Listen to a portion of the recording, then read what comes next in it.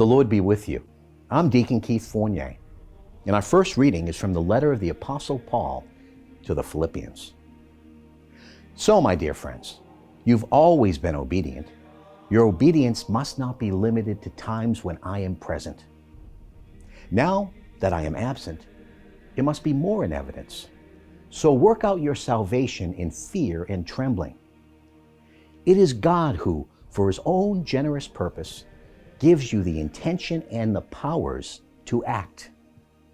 Let your behavior be free of murmuring and complaining, so that you remain faultless and pure, unspoiled children of God, surrounded by a deceitful and underhanded brood, shining out among them like bright stars in the world, proffering to it the word of life. Then I shall have reason to be proud on the day of Christ. For it will not be for nothing that I have run the race and toiled so hard.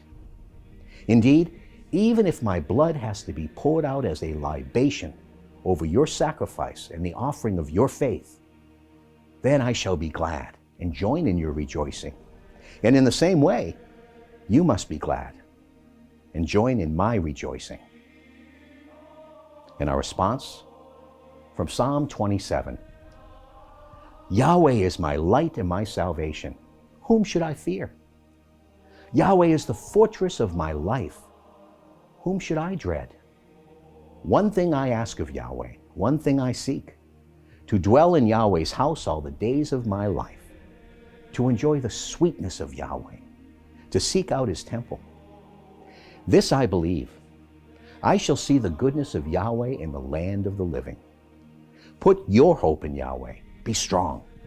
Let your heart be bold. Put your hope in Yahweh. A reading from the Holy Gospel according to St. Luke. Great crowds accompanied Jesus on his way, and he turned and spoke to them. Anyone who comes to me without hating father, mother, wife, children, brothers, sisters, yes, and his own life too, cannot be my disciple. No one who does not carry his cross and come after me can be my disciple. And indeed, which of you here, intending to build a tower, would not first sit down and work out the cost to see if he had enough to complete it? Otherwise, if he laid the foundation and then found himself unable to finish the work, anyone who saw it would start making fun of him and saying, "Here is someone who started to build and was unable to finish." Or again, what king marching to war against another king would not first sit down and consider whether with 10,000 men he could stand up to the other who was advancing against him with 20,000? If not, then while the other king was still a long way off, he would send envoys to sue for peace. So in the same way, none of you can be my disciple without giving up all that he owns. The Gospel of the Lord.